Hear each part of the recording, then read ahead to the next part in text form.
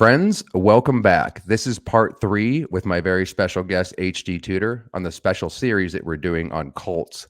And even if you're not born in a cult or like I was, or you have a cult situation, the reason we've had HG on so many times is because narcissists, cult leaders are inevitably run by narcissists.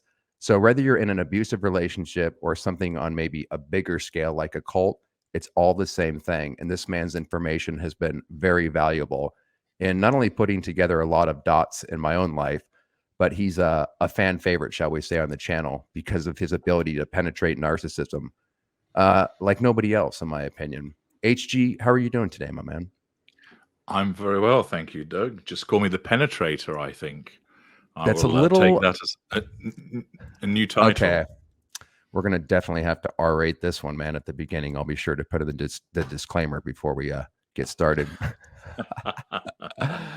So, friends, this is HG's channel. You definitely have to watch part 1 and 2 in order to understand what we're talking about. So I just wanted to show you where to find him and then also the plethora of information that this man offers. So this is his homepage called HG Tudor, the Knowing the Narcissist, the Ultra. If you go over here to playlists, he has, so you'll see some of the information that he covers that appertains to cults and the stuff we talk about.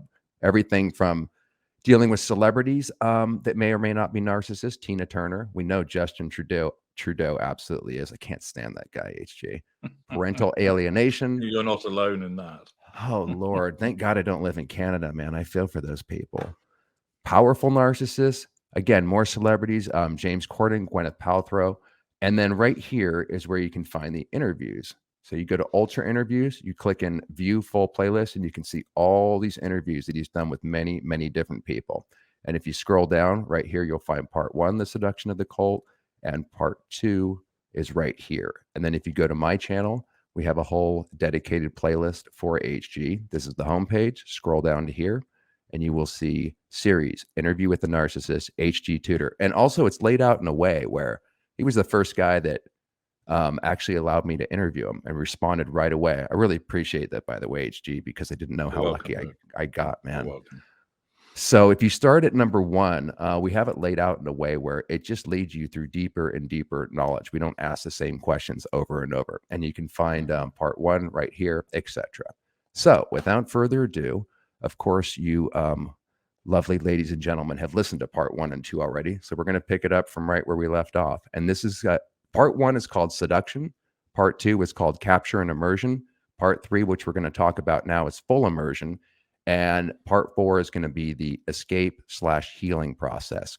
And again, all I'm doing is telling my story about my family upbringing, how my dad got into Scientology, and like a cancer or a virus, it then spread to the rest of the family, how I got sucked into Scientology, and how I got out, and how it mirrors exactly an abusive relationship. So picking up the storyline, I'm 23 or 24. I had this revelation in a Scientology auditing session one day, and I decide I always wanted to be an actor. They rekindled a purpose during that psychotherapy session. I sold off everything in my landscape company that I had. I had a successful landscape company.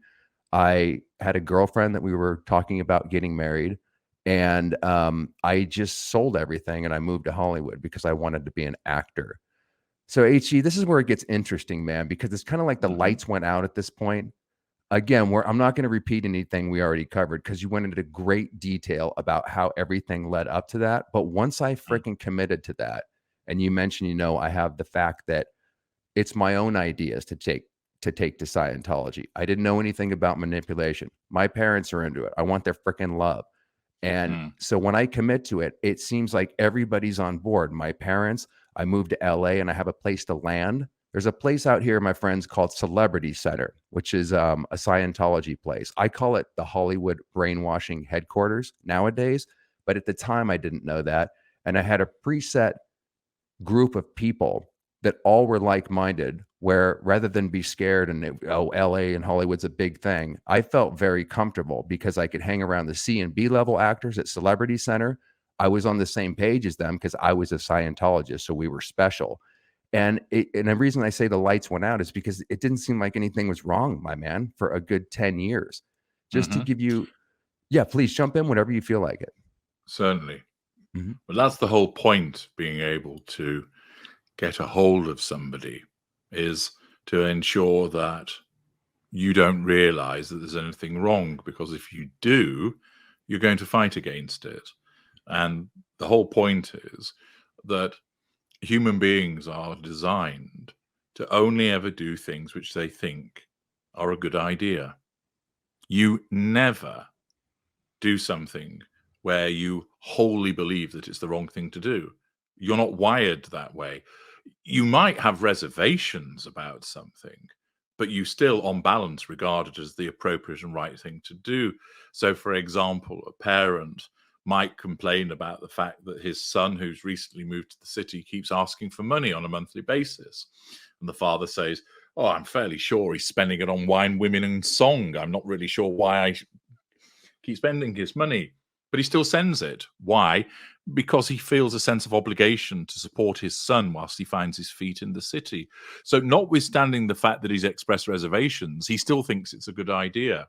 And the whole point is that with Scientology, in order to control you and manipulate you, is to make you not only, as we touched on last time, have you believe it was my idea in the first place, but also to ensure that you believe it to be a good idea, and so that you're sold on it, so that you don't see anything.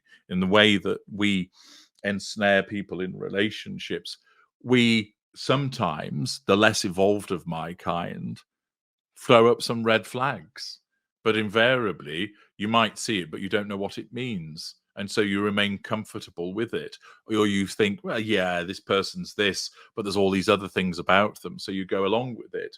You don't react to it. And a lot of the time, people don't even see it. So for you, already listening to it dispassionately, you'd think, right, so you gave up your business just like that. And you got a girlfriend that you either got rid of or caused to move with you just like that for this cause.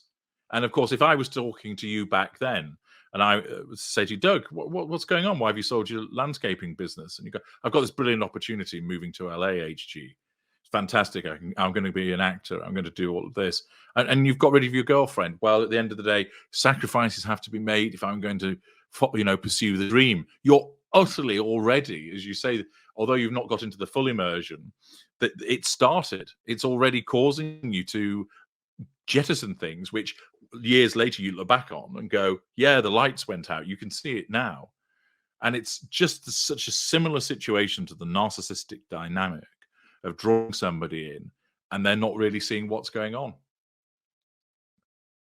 It's exactly like that. And another thing that it was easy to justify to my friends because, like you said, hey, I got this dream. I want to be an actor. And also, they didn't know too much about Scientology. That's the cult we're talking about, my friends, in case I didn't mention it already. Scientology is best known for Tom Cruise, who, if he's not one of the biggest movie stars, he's certainly at the top.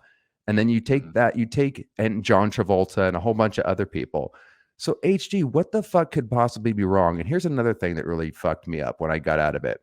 If Scientology is a mafia-like criminal organization with convictions all over the world like they are, why on earth did I grow up seeing a Dianetics book on the television? I don't know if you remember, but there was this exploding volcano ad that said Dianetics, page 33, learn how to communicate better. Page 55, learn how to. It was a freaking self-help book, and it was like a number one bestseller at the time. And then they have organizations all over the world. Like I said, they had this big fancy celebrity center building, which very reputable people were going to. You could rub elbows with the stars. And so what I'm saying is, if I'm growing up with this as my reality, if my parents are into it, if Tom Cruise and John Travolta are into it, it's a number one bestseller. There's organizations all over the world. How is it going to cross my mind that in my 30s, when I wake up out of this and go down the rabbit hole, that it's illegal, that it's doing something very criminal? Why wouldn't it have been shut down? So even though, like you said, all the red flags, looking back at it now, were apparent all the time, in order for me to come to terms with this, if I even knew about it, it would mean losing my family, trying to get them out of it. It would do a whole cognitive dissonance thing like it did in my brain about, well, why didn't the government do anything about it? So you can see, and you mentioned it in the last video, about how I basically had no fucking chance, because if I did not, I guess the best thing I could have done, HG, is to simply not take to it. And then my parents would be a little bit, I wouldn't be super close to them, but that probably would have been acceptable as long as I was quiet about it. But because Yeah. I stepped my foot into the fucking thing, I'm pot committed now. And then if I try to get out, I lose my family, because you become a suppressive person if you leave and or talk Yeah. out about it. And also, my parents are going to be disappointed, because what do you mean, son? You freaking loved it. Now you're saying it's something different. So, was there any way? Let's say somebody's growing up in a situation like mine, where they have a Bible thumping mother and they're pushing, the Bible on them in the same fashion as Scientology, with the same adamant, son, in order for you to really, be close to me, you need to be close to Jesus, or whatever situation that people might be in, because there's very few Scientologists. What would you say to somebody like me, or that's in that situation, to avoid that? Is there any way how would you handle narcissistic parents that are pushing something on you and you want their love, yet you don't have the worldly knowledge yet to suss what's going on? What are your defenses in this? What would have been my defenses in a situation like that? The only defense that you might have would be somebody else trying to intervene on your behalf, because as a child or a young adult, first of all, you'll have been immersed in this world from your birth, because your mother or your father, where they're a narcissist, they don't start being a narcissist at the age of 33. Right. They were formed as a narcissist before you were even born. So from when you came into the world, you are dealing with a narcissist from the first time the air enters your lungs. And so you don't know anything else. So not only do you not know anything else, so you've nothing to compare it against. Yeah. The narrative of your world is being fed to you by your primary caregivers, who you have evolved to place absolute trust in. Because when you were a baby, you felt discomfort and you made a noise, and one of these people, usually anyway, comes along and alleviates the pain by soothing you, giving you something to eat, something to drink. Of course, there are some parents that fail in that regard, and so somebody else steps in. But where they're that type of functioning narcissist that operates a facade, etc., most likely mid-range, then all you understand is that environment. So first of all, how can you spot that something's different and odd if that's all that you ever know? And it might be, for instance, and people do talk about this, is that when they start to form friendships and they go around to somebody else's house and they see how they behave compared to how your household is, and you kind of think, all right, that's a bit different. You don't necessarily think that yours is the wrong way. You might even think theirs is the wrong way. Oh, we don't do that in my house.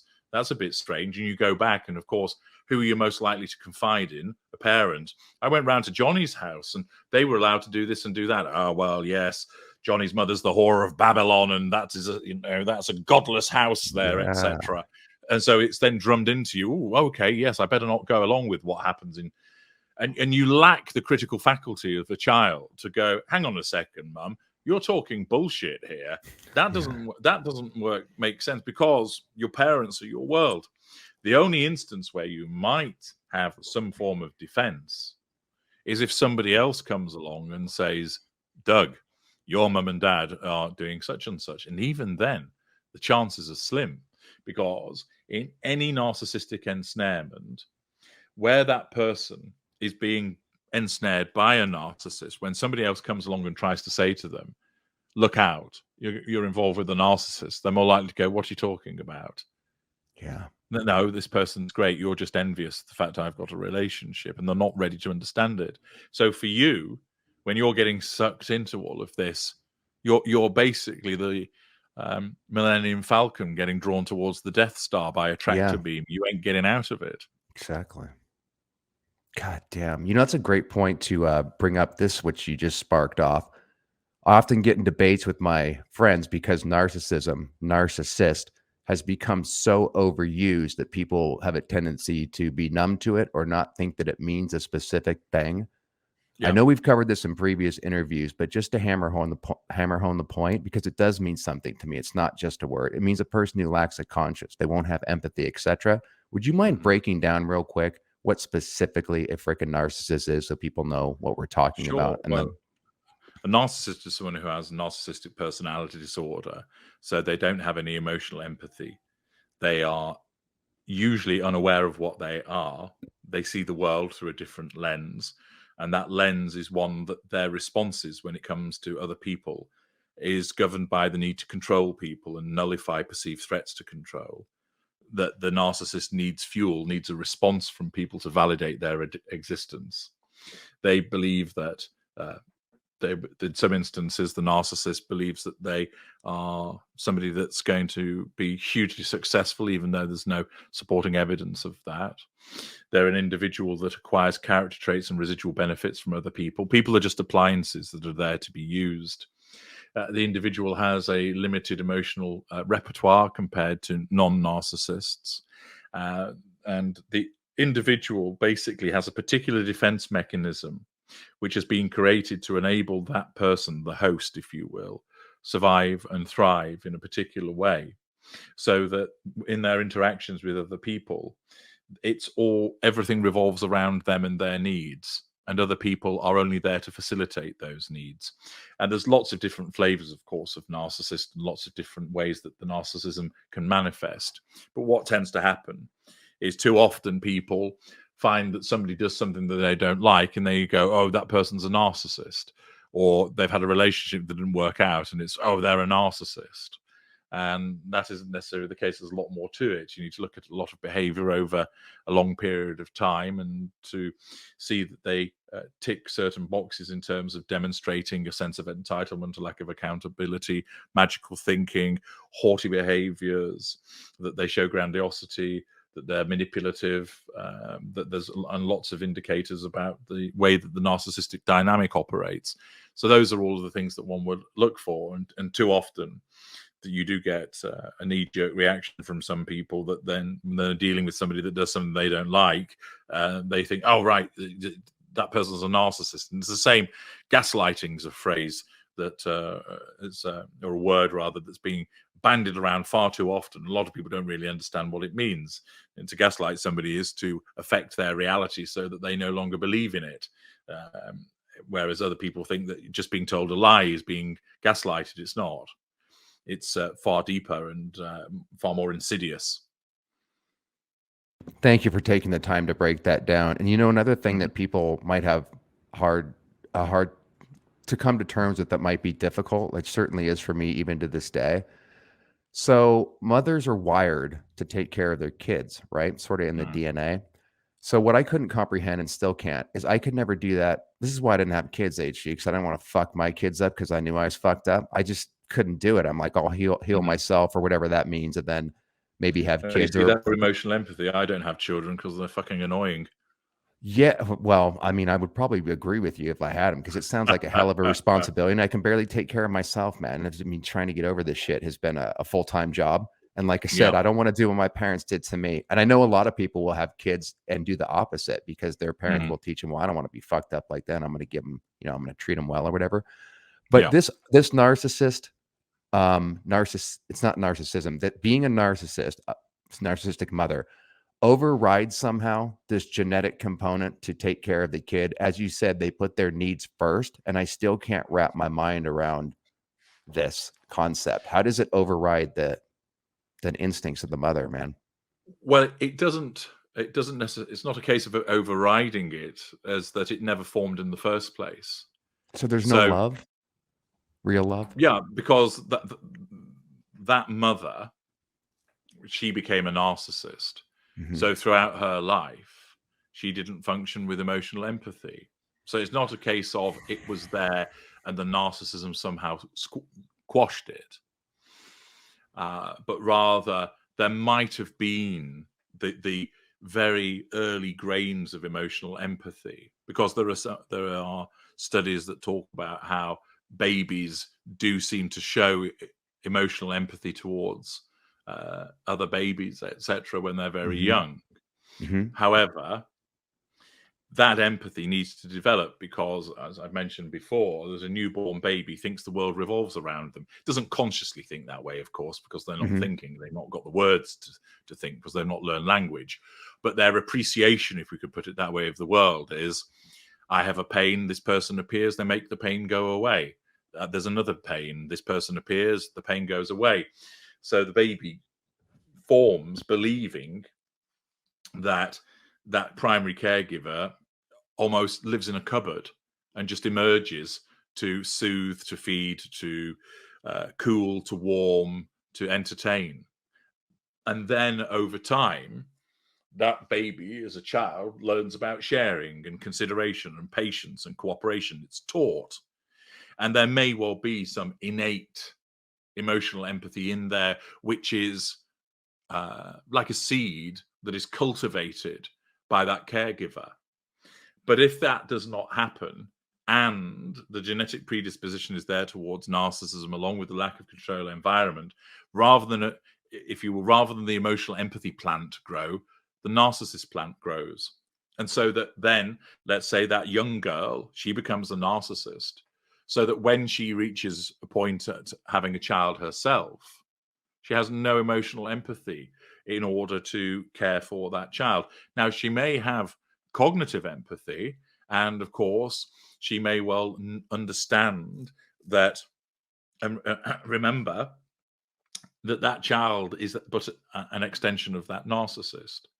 So when that child crying is a threat to control of the narcissist. So there's several things that that narcissist mother can do. She could just walk out of the house and leave the child crying. Why? Because she has no sense of conscience or obligation. But her narcissism might be mindful of the fact that if the neighbors hear that and they call the police or social services, that would damage her facade. So she doesn't do that. So she soothes the child, not because she cares about the child, but she cares in essence about how it makes her look. And also, to shut the child up nullifies the threat to control. So if she soothes the child and it stops crying, that threat to control is now gone. It's not done because she cares about the child. It's done because it serves her needs. I know that, for instance, I was advising a client and he faced a situation where his wife, in order to assert control over the newborn, created an environment of sensory deprivation for the baby that was basically ensconced in black the whole time. So the little boy didn't know whether it was day or night, that he was just plunged into eternal darkness. And the father looked to put a stop to that because the mother had no emotional empathy. And she deemed that was the most appropriate way of dealing with him, saying that that's how he would learn to shut up, by being put into silence, by not having an environment around him. She clearly was a narcissist, and her absence of emotional empathy was being demonstrated there. So that narcissist in the beginning, when has been a narcissist and then is a narcissist first before becoming a mother, and then either could be one where the child is just an inconvenience and therefore lashes out and abuses the child. Stop whining, leave me alone. Is more interested in knocking back the cider than caring for the child. Another one will care for the child, but only because it makes them look good, not because they inherently are obligated to do so by a sense of emotional empathy. Once again, you just described my mother, man. I'm just sitting here listening to you.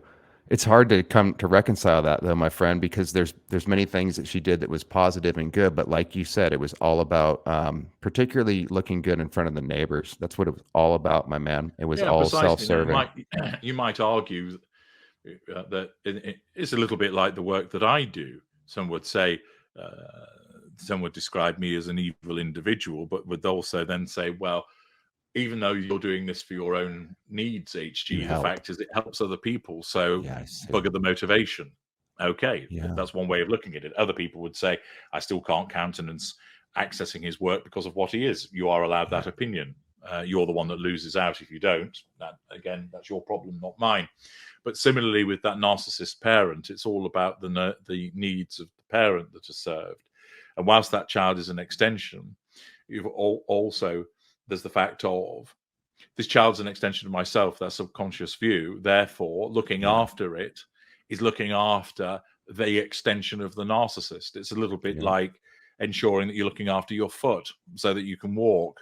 And it's only when the child becomes problematic that the narcissists lack of emotional empathy really shows. Hitherto, oh yeah, this is a nice toy that I'm playing with and it's doing what I want and it's making me look good, and because it's mine, and he's going to grow up and he's going to be the prime minister, or he's going to be a soccer star, or she's going to be a fantastic actress, or whatever. And then, of course, oh, you're not becoming the thing that I want you to become. You're a bad child. You're a naughty child. And the child is lambasted for that, because they're not allowed to be independent of the narcissist. They're not allowed to forge their own ideas and achievements. And then, of course, when the child rails against what that parent wants, then the narcissist rejects them as an extension of themselves, because they are no longer useful. You're no child of mine. I don't love you. I don't like you right now. Words that are used against that child to devalue for the purpose of punishment, because that child is meant to be not a separate independent individual that is brought up, but rather is an extension of the narcissist that is there to facilitate what the narcissist requires. And if that child doesn't do it, they're a bad appliance. You just reminded me again, why it was inevitable that I fell into Scientology. You know, I did have a grandmother that was kind of warned me a little bit, or planted seeds that later on in my life did become helpful. And she was somebody, I had a few angels in my life that seemed to be guiding or pointing, but they couldn't, I had to deal with what I had to deal with. I was trapped kind of from day one. But, you know, it's funny that you say that, because I never got to individuate. So I realized, I always talk in the videos about how I was kind of a bad child. I was just rebellious. But HG, listening to you talk, man, I'm not trying to justify my behavior. And I often in my brain make it something much more than it was. I really wasn't any worse than any typical rebellious child. I played in, heavy metal bands and shit. And I, got into trouble here and there. But in the videos, I always recount how I was a bad child. I was the black sheep of the family. And my sister was the golden child, the one that was praised, etc. She actually was way more controlled than I was. Because she did well, they didn't push Scientology on her as much. It was pushed on me because I was the black sheep. Obviously, I need the most help, so I need the most Scientology. But my mother... Yeah, well, Scientology will be used as a mechanism to control exactly. you. I realized your that. sister was Absolutely obedient, therefore he didn't need it. You were disobedient, therefore... So in the way that with some families, it would be to use physical violence towards you to control you. Here, it was the use of a cult to control you. Yep. I have always these new revelations every time we talk, man. You really help put stuff together, because what was happening, my man, is I was rebelling subconsciously. I knew something was wrong. I wasn't allowed to individuate, and I had such a strong desire. I knew who I was kind of popping out of the womb and what I wanted to do. But I would always fight my mom, man, and my dad would be there to back her up. I feel like, as we talked about in part one, she had control over the whole family, and my dad may actually be a victim, because he shut down, and he would defend her and vice versa. But it was that process of never being able to individuate that finally made me succumb to, well, I guess I'll just subconsciously do what my mom says. And then when they wanted me, she wasn't unsupportive of me becoming an actor. She'd be there at the speech tournaments in junior high. I would throw up and get super nervous. She would go in with me. She was kind of like, she wasn't even necessarily a stage mother, but she would definitely take credit for my accomplishments. She lived vicariously through my sister, who was the head cheerleader and successful in her own right, getting to be a gymnast and all that. Looking back at that, by the way, my mom was kind of happy when my sister broke her leg. She was going to possibly go into the Olympics. She was really good, and she broke her leg. And my mom, who was super controlling over her in a different way, was secretly smirking and happy whenever we'd kind of fail. I didn't realize that at the time, but she was, let's just say it's really weird having a mother that's jealous of her own freaking kids. When I did individuate or attempt to, and part of that was moving to LA, at least I got to get away from my family. I was still in Scientology. I was completely controlled from afar, but nonetheless, at least I had some distance so I could pursue my own thing. And even when I finally, 9-10 years later, finally got on television, my mom took credit for it, and so did the church, quote unquote. They said, first of all, they were telling me I'm never going to make it. My mom, even when I freaking was working steadily, my mom's like, when are you going to get a real job or whatever, And I'm like, Mom, this is what I'm fucking doing. This is what I starved and suffered for 10 years and, ate, just, it was all about trying to make as an actor. So I sacrificed everything. And then when I finally got a foot in the door, my mom says, not only I knew you'd always make it, but that's when I started to get weirded out by the cult and by my own parents, because I could see their jealousy. They started to act funky towards me. And I was like, what do you, I thought you were, I didn't realize how much my mom in particular was living vicariously through me. And she Mm. basically would take credit. So it wasn't my doing, dude. She actually thought that somehow in her twisted mind, she did the work and she was the one that made it. It was the weirdest thing. So that's when I started to kind of, just back on Yeah. the story, I was under for 9 years. I love Well, Scientology. Oh yeah, please jump in, my man. yeah, she expects you to do what she requires, and she expects you to know what is required of you. Yep. And if you fail to deliver that, Correct. that makes you threatening her sense of control, even though she may have been completely vague about what she requires in her world. Yep. She knows precisely what you ought to be doing. And her grandiosity and magical thinking causes her to believe that she knows what's best for you. It's often the case that a narcissist will tell you, I know your mind better than you. I know you Right. better than you, because that stems from the concept of you being an extension. I know you because what the narcissist is saying, although they don't realize this, is I know you because you are me. You are part of me. You are an extension of me. And that grandiosity translates into maintaining that you know what that individual is. And by the fact that you're an extension, it means you should automatically also anticipate the needs of the narcissist, because the narcissist is the most important person. Exactly. So if you're going off being an actor, you're not anticipating the needs of your mother.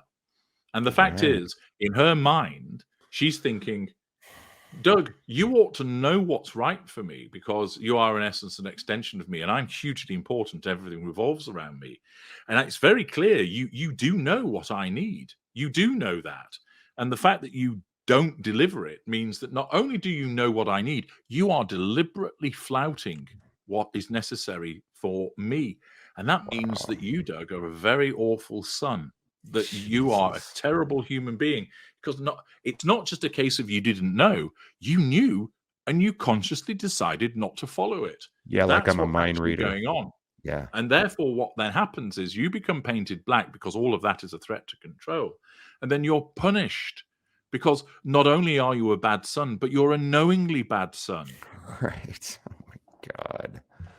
And so then oh, something like God. Scientology comes along, and to a narcissist, it provides the narcissist with a wonderful tool Fuck yeah. for controlling other people, because as we've touched on before, religion is one of the biggest devices that narcissists have ever created to allow the mass control of a populace. What mightier device is there than an imaginary friend who will strike you down if you say the wrong thing and consign you to being burned in a lake of fire because you didn't do what this person told you to That do sounds like a with regard to narcissist. Yeah, God and sounds that's like a what it is. narcissist to me in that version.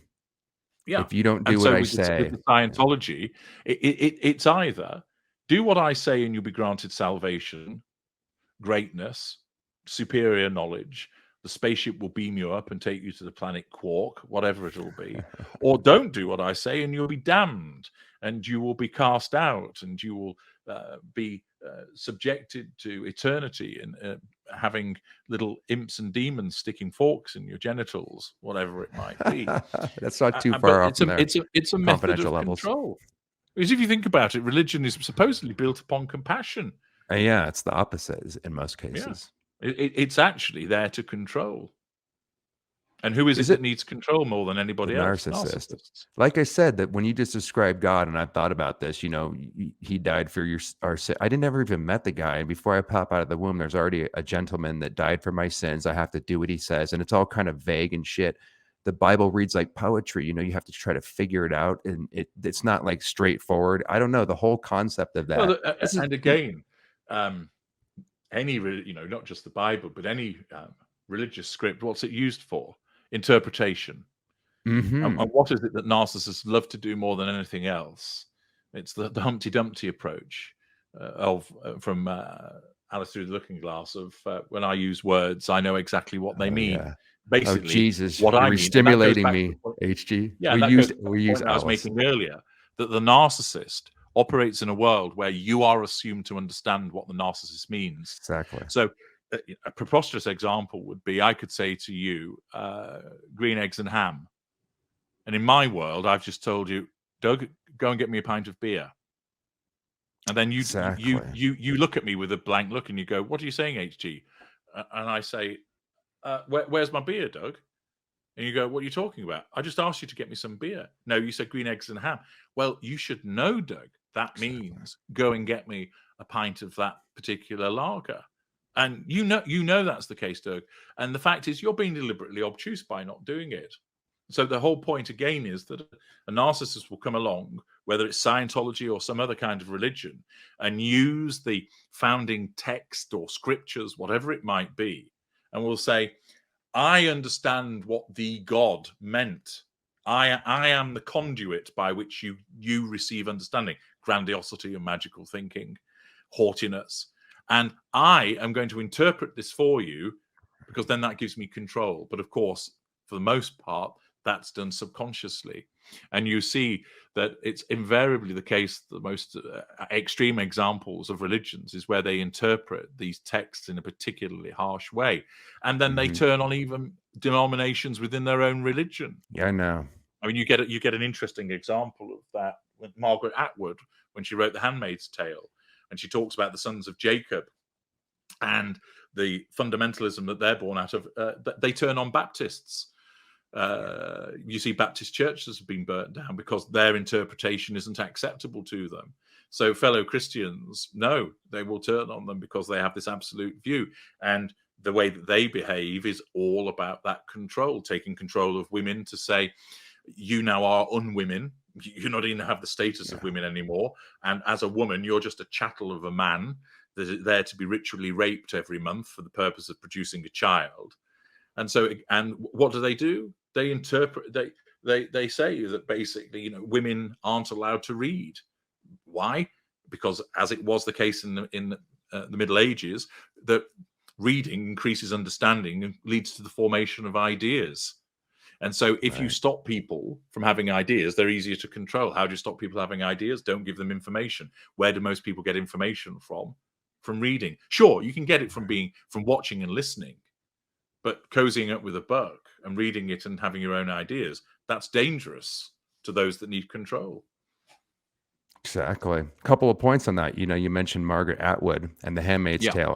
Irony of ironies, Elizabeth Moss, who is one of the main actresses on that, is in Scientology, second generation Scientologist. And when she's been confronted on that, she's been confronted sometimes too, HG, in interviews about reporters dropping hints that what about Scientology and what you portray? You're in a totalitarian cult, and yet she can't see that because, again, we're back to the second generation born in, and undoubtedly she has a stage mother / narcissist mother. That's a total guess.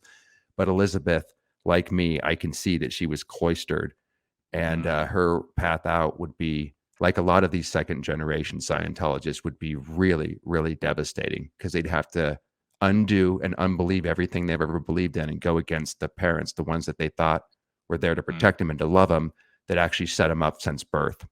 And another thing you mentioned is you reminded me of the eggshell. You're talking about the walking on eggshells, having to anticipate, having to be a freaking mind reader with my mom and L. Ron Hubbard about what they expect. And when I do what they don't expect, they think somehow in their magical thinking mind, like you said, that I actually know. So in a way, and this kind of played into Scientology's telepathic powers, I did try to get tuned in to my mom. I could read and feel emotions. And this is where maybe my empathy started to maybe develop or something, simply by being in an environment where I have to get tuned in to simply survive. Well, that's right. That's why empaths are prime victims, and why you suffer the most is because a normal person does have emotional empathy, but there'll come a point where they, to put it crudely, it's a case of, I'm not really getting this, so sod it. And they walk away from it. Yeah. But for an empath, I wish I was like that. Your empathy causes you to want to, I'm not understanding why this person's treating me this way. I need to understand them because I care. Exactly, because that person is my friend, or is my mother, or is my lover, or is my husband. Yeah, and what's wrong with your that? emotional empathy says, I need to, and they're experiencing some kind of pain here because they're upset, and I don't want to see them upset. And so it's not Yeah. a case of the empath wanting to control them, but rather thinking, I feel bad because I can see that they're angry and that they're upset and they're hurting. I want to alleviate that. Yeah. And therefore, you're led through your emotional empathy to want to try and interpret what Yeah. it is that the narcissist is after. You And got then it. sometimes, through serendipity, you do something which accords with the narcissist's need for control. So you're treated Mhm. well. You get the And you don't chocolate know why. treat, Yeah. and you don't know why, but it feels so intoxicating Fuck to yeah. be praised by that narcissist, and Yes, it does. also that you're no longer being racked or having spikes shoved under your toenails. Yeah. That the absence of that pain feels so good alongside the Yes. praise that it's Yes. absolutely intoxicating to an empathic person. So Yes. rather than think, oh, good, I've stopped the pain, now's my chance to get away, they become, I want more of this. I like to do good. God, I don't know how you describe. It's so good to talk to you after a couple of months, my man. I need to check in with you more often because you just have been clarifying a lot. You clarify so much, and it also relieves. It causes, it may suck, but understanding is what I'm after because the more I Yeah. understand, it alleviates the pain and the mysteries start to go away. And plus, you realize, while I say I'm not perfect or anything, I definitely will realize much of that was just simply not me. That was on my mom and shit. And, Yeah. you know, do you think that there should be some kind of a test? If you are, anybody can have a child, and it's not fair to simply, there's no rules or regulations or anything. And If if you're a I narcissist, if I if please. if I was head of some kind of new world order, Hmm. one of the things that I would do, it would be to issue a license to breed. That I Really? would have some form of technology that would mean that that individual was rendered sterile until such time as they'd been assessed and passed fit for breeding. And the reason that I say that is because it fits with my need to control people. But also, I find there are too many people on this planet that I look at, and my natural instinct is to want to execute them because they're ill-governed, ill-mannered. They add nothing to the. They add nothing. They're mouth-breathing dullards that are easily uh, they're easily distracted by bread and circuses, and they deplete resources which could come to me instead. And it isn't born out of any sense of fairness or such like, but simply, you want to drive a car, you have to pass a test. Hmm. You want to be a doctor, you have to pass examinations. You aren't allowed to drink alcohol until a certain age. You are going to use certain machinery. You need to have certification to do it. And yet, the one thing that has probably the greatest impact upon this Yeah. planet and another human being, it's allowed that anybody can breed. Yeah. And the simple fact is, there are people who shouldn't be breeding. I'm going to accord with you on that. I can't, I have the same viewpoint, maybe from a different angle, but yeah, I would say the same thing.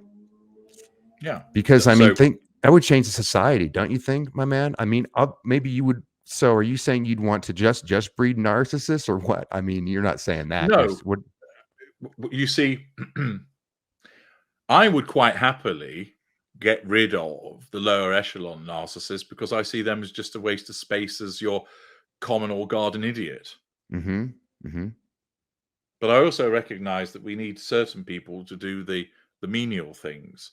That if we can't automate it, you're always going to need somebody that's going to have to do the dull stuff. And that's why in Brave New World they had the right idea there.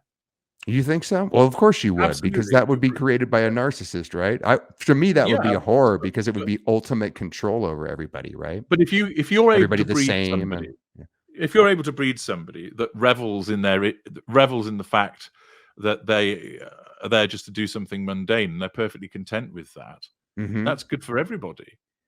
They have no ambition, therefore they can never be envious. they're perfectly content. They're not interested in the finer things in life. As the example, the children were conditioned that if they went near a flower, they got an electric shock or a discordant noise went off. That type of thing. So and they were all in different groups and all the same, and they that's didn't right. have too much original thought going on in their skull, Yeah, so they were easy to precisely, control. because you've got to look at certain people and ask, what do they offer? Yeah, Because I hear you. we've gone beyond the point now.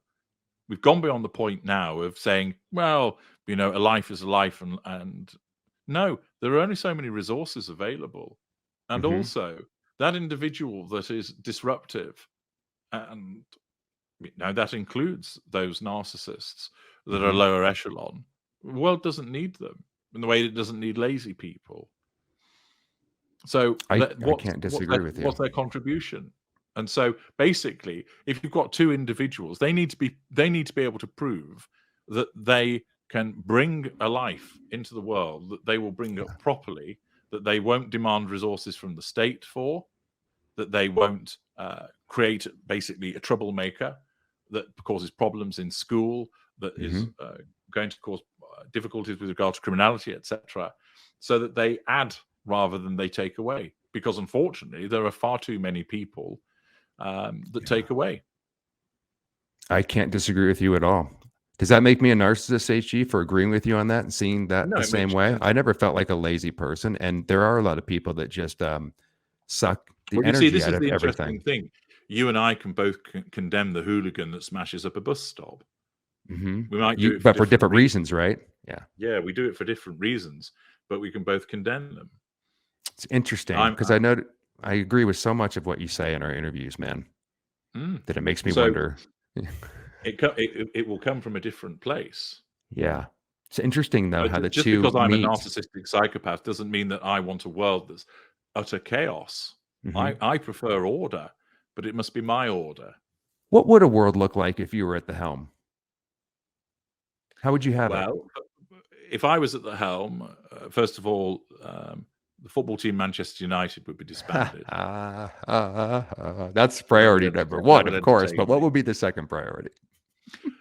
Essentially, I would look to create a society that would be similar to that in Brave New World. Okay, so that's where we differ. That would be allocated certain roles, and they would be content within those roles.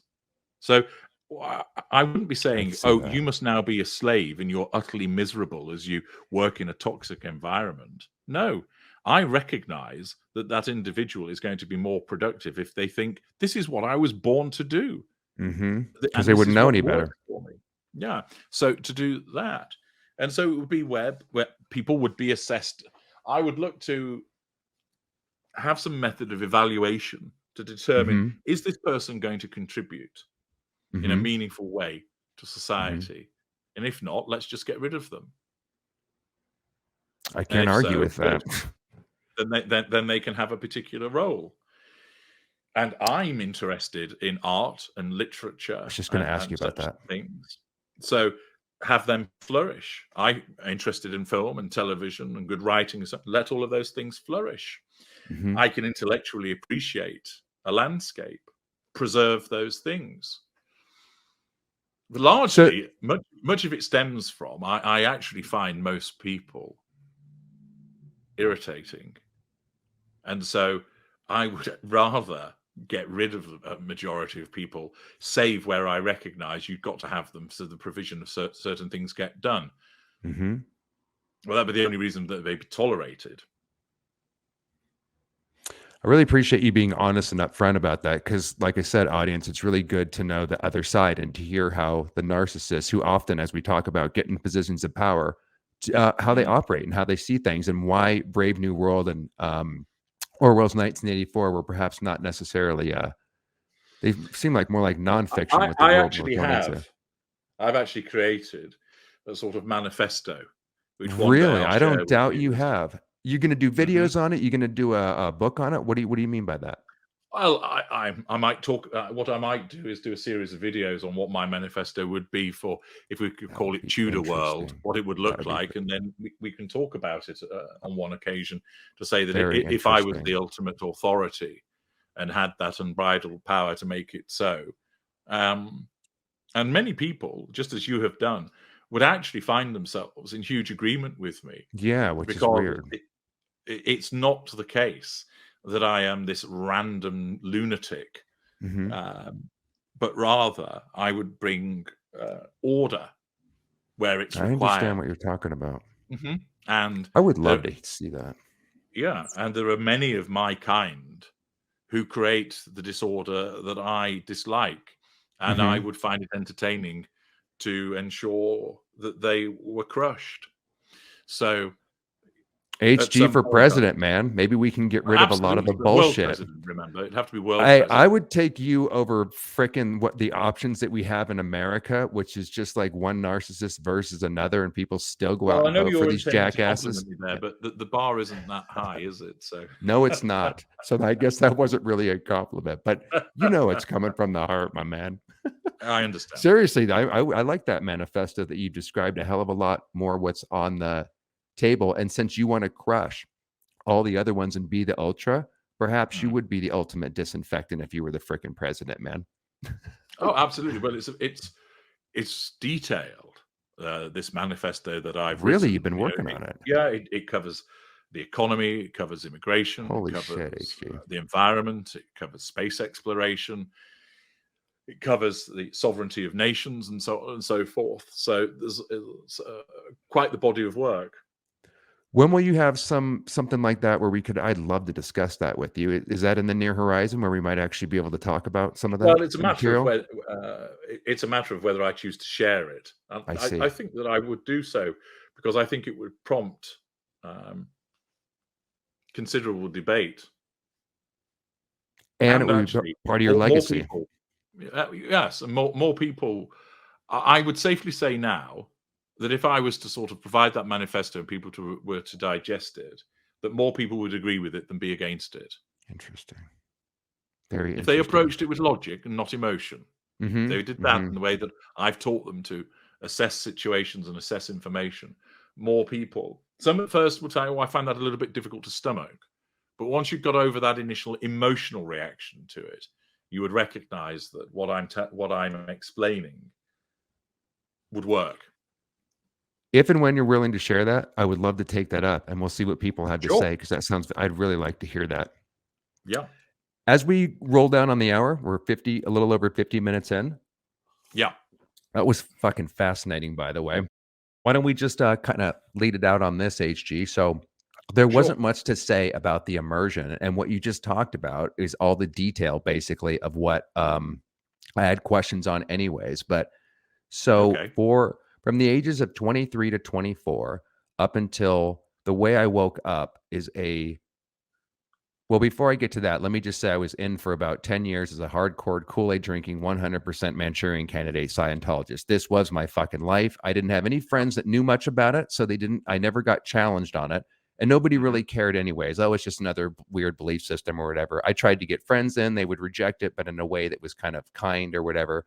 I had no fucking idea. And what it was like being in Scientology is having 5 PhDs because the amount of work that you do, the challenges at the courses and the auditing, it's really fucking hard, which makes you feel you can't be a dumbass and be in there. I promise you that. Not get up that bridge. So it, of course, is just feeding me with more and more like challenges that I'm overcoming. That's part of the catharsis. And then I'm being hypnotized without knowing it. So I feel like I'm going into the subconscious, having all these revelations about my life. I mean, I really felt like I was winning. Finally, I Mm. get a foot in the door. At the age of 33, I finally get cast in a big part on a television show.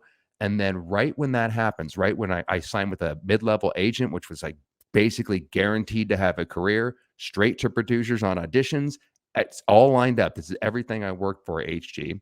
And right when that fucking happened, this guy from my acting class.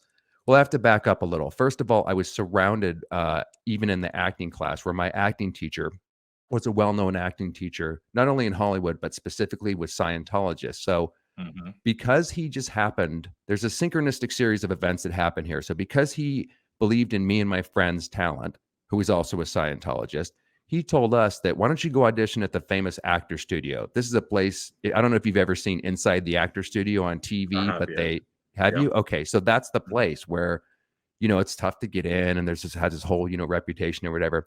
So by the grace of God, we got in the fucking first audition. And that got me Okay. away from the environment of the Scientologists. So now I'm around the again, I'm not going to use the word that we call outsiders because it means the N word, but I'm around all these scary people all of a sudden at my acting class. So there's a guy named Martin Landau who would be best known for, I mean, he's in a million movies, but Ed Wood, I think he was nominated for or won an Academy Award. And he was an older gentleman that was teaching there. And he took me under his wing. Just like L. Ron Hubbard, my cult leader, was my surrogate father figure, where I didn't get what I needed from my family and I could tell them all. Martin Landau kind of became that replacement for me too, but he was a good guy. So long story short, is he the actor who was in Space 1999?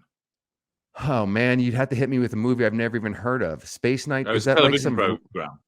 Oh, he did a shit. I'll have to look that up. But actually, I can IMDb him right now while we talk. I don't know about that, HG. But actually, it's going to be too much of a pain in the ass. I don't want to lose the flow, but I'll answer that for you on the next conversation we do. Oh, he was in Mission Impossible, I believe. That was a major television show he was on, and a couple other ones. But he was just a really loving man, Okay. and like just being away from my acting teacher, who was a Scientologist, and all those people, and having to confront, being around all these weird people, that was a good thing for me. So what happened is there was this guy who it would seem like a friendly action what he did, but I believe that he also was a narcissist, and he was doing this to get back at me and out of jealousy. So he dropped off a stack of books on my doorstep, and one day to show me that I'm in a cult. He found out that I and my friend Nick Lashaway, who has since passed away, by the way, RIP. He was going to be a big actor, and getting out of Scientology kind of drove him mad, and he got in a car accident one day. So super fucking sad. This is the price of trying to get away from one of these fucking organizations sometimes. But anyway, so he, I believe, to kind of get back at me, because he didn't think I was going to get out of it. He was always kind of ragging on me about Scientology, and I would, per the programming, have to go write this guy up. Even though he wasn't a Scientologist, if anybody said anything negative about Scientology, we report it to the church, just like Orwell's 1984. It's a snitching culture. So he drops a stack of books off. I was going to go to the church that day and write them up and report it and all this bullshit. But because I was lazy, I just happened to sit there all night. And finally I go, you know what? I'm going to see what this jackass dropped off. So I grabbed the first book, and literally within about 20 minutes, HG, I knew that my entire life was a lie, to put it in a sentence. And the reason for that is because towards the very beginning, he has this thing called the BITE model, which stands for behavior, information, thought, and emotion. Those, according to cult experts, are the 4 areas that any cult to varying degrees controls. So he was, the writer of this book was a ex-Moonie, the Moon cult, Sun Myung Moon, I believe, also known as the Unification Church, huge cult, man. So he was describing the Moon cult and other cults. If he was describing Scientology, or he said the word Scientology, I was programmed to do what's called a thought terminating cliche. They mentioned Scientology as a cult, slam the book. So because he didn't mention Scientology, and he used this BITE model to describe the Moon cult and other cults, I recognized right away, holy shit, they all work the same way. And this guy's a liar. So then I jumped on the internet, dove down the rabbit hole, 10 years of understanding who this man is, what the fuck happened, etc. So that basically brings us up to the point where we can dive off in the final part of the escape process. But did you want to say anything about that ramble Well, it's right there? interesting what you say there about the fact that because it didn't say Scientology was a cult, once again, you were able to reach the conclusion yourself. Unless it's all the more powerful. Wow, how synchronistic, my man. Thanks for pointing that out. That's why it was more powerful and why it stuck, isn't it? Rather than you have this knee-jerk Huge reaction point. of Scientology is a cult, no, I'm shutting it out. Your thoughts, the door was left open, so you were able to work it out for yourself, and therefore that's why it's all the more powerful. And I never got that before. That's why I was able to take my life into my own hands and get out of it. And HG, so many people go the methadone route, meaning they become indie Scientologists. They recognize that the current leader of the cult, David Miscavige, was evil, but they still believe in the technology of L. Ron Hubbard. It takes them forever sometimes to get out of that. But that's the key. It wasn't just getting the right information. that showed me that. That's key, because they do information Exactly, and control. it's something very common in terms of when people come to me and they say, "I have a friend who I think's involved with the narcissist. What do I do?" Or I have families that come and their son is married to a suspected narcissist and it's causing all manner of problems. And I explain, not only do you have to have the information, but they have to be set to receive. That if you start just sending, they'll close down, and the emotional fog that they're in will not allow them to penetrate. And for you, that information that you received was able to penetrate because you were able to work it out for yourself, and therefore you were receptive to it. That's what made it self-empowering too. That's such a great point. I have to ask you this to end off, because it's a perfect thing you just brought up, because we're talking about the same thing. People ask me on my channel, and I don't know the answer. How do I get someone out of a cult? Because like you said, they have to be receptive and get the right information. And it's the same thing that you're dealing with when you do consultations every day, about people asking you, and they must be begging for solutions. Some people are in desperate situations. They're crying, I need to get my fucking friend out of this abusive relationship. How do I do it? Would you mind ending off by giving us some pointers on how exactly you coach people and handle people to do that? Is there any additional information? It is simply this, that you must be armed with all of the information to explain to them what's happening, that you point them in the direction of my resources so that they know where to go to. Absolutely. And that, of course, you can be there to provide the emotional support that they will invariably need. And it might be financial support. They might be providing with a roof over their head or just a shoulder to cry on. You can do all of the sort of icky, cuddly, touchy-feely things that I don't like. The point is this. It will never, ever succeed by you trying to tell them. They have to come to you and start talking about the problem. Whether it's, I'm worried about my husband because, or my girlfriend has been doing this to me. They're never going to come and go, I think I'm with a narcissist.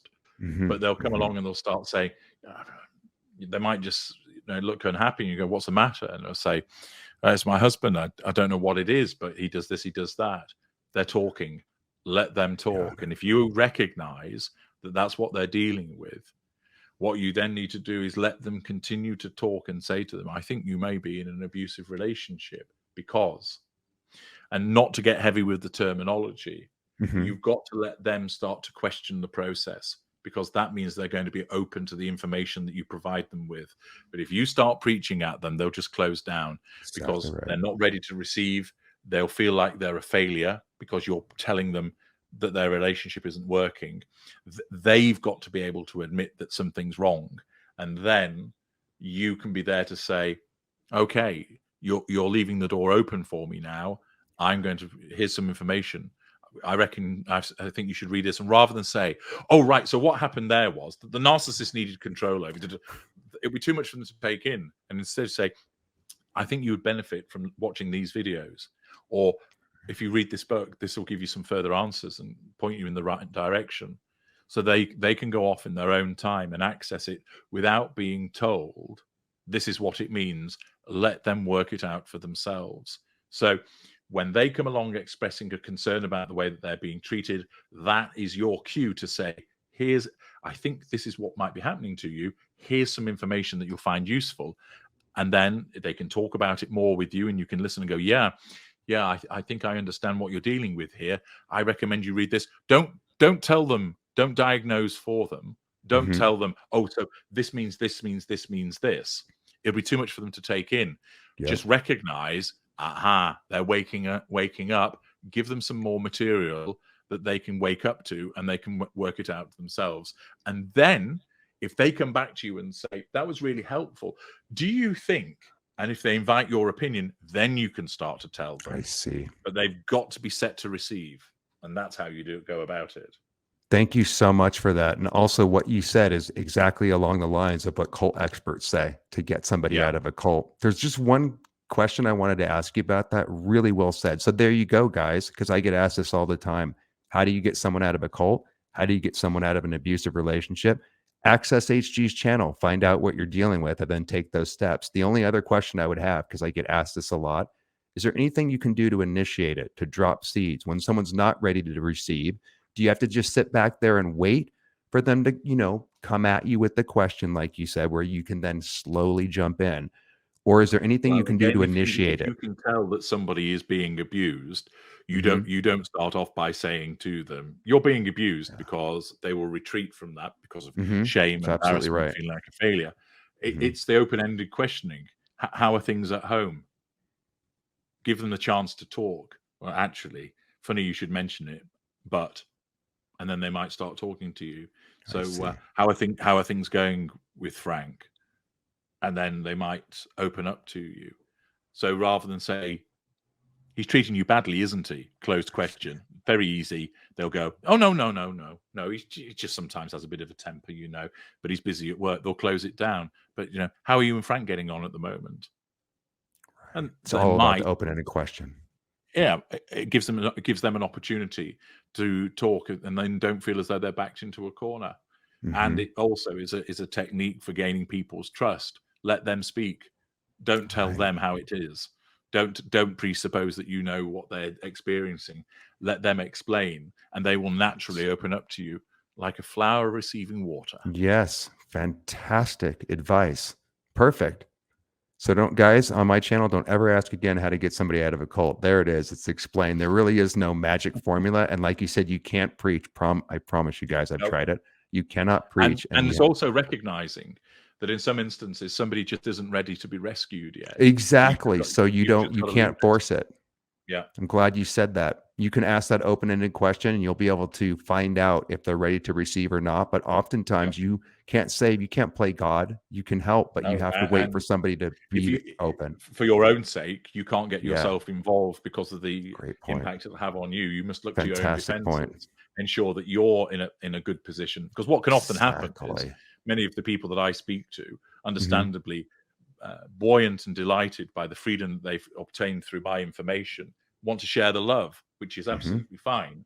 But if they go running around seeing narcissists left, right, and center and start saying to people, "I think you're with a narcissist, I think you're with a narcissist," it's actually not good for their ongoing freedom, because they'll often do that within maybe a month or two of having worked out what's going Yep. on.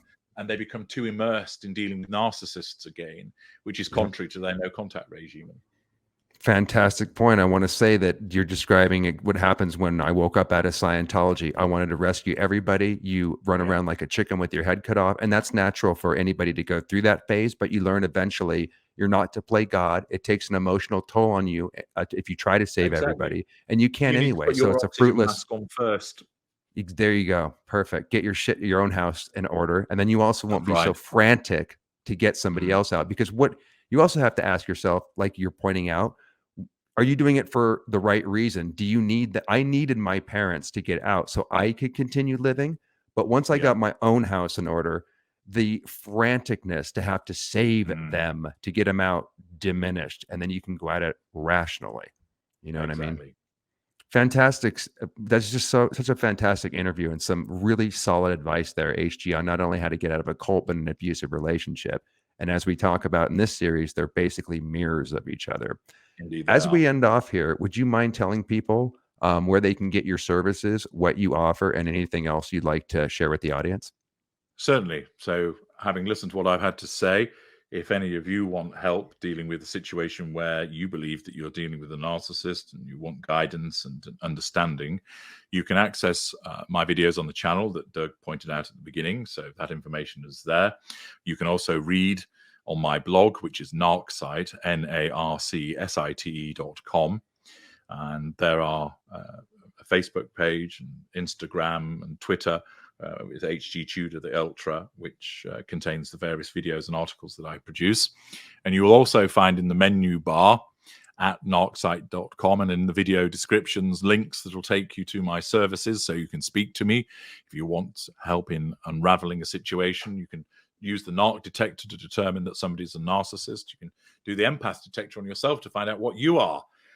So there's a range of services that can be found, and you'll also be able to access thousands of videos and blog articles gratis. Fantastic. And for those watching on my channel, Dazed But Not Confused, as always, there's always a link in the description box of everything that HG just mentioned. My friend, I really appreciate it, and I very much look forward to the next one. And I just the giving of your Absolutely. time has been so valuable, my friend. You're most welcome, Doug. Thank you. Enjoy the rest of your day. You too. Thanks, man.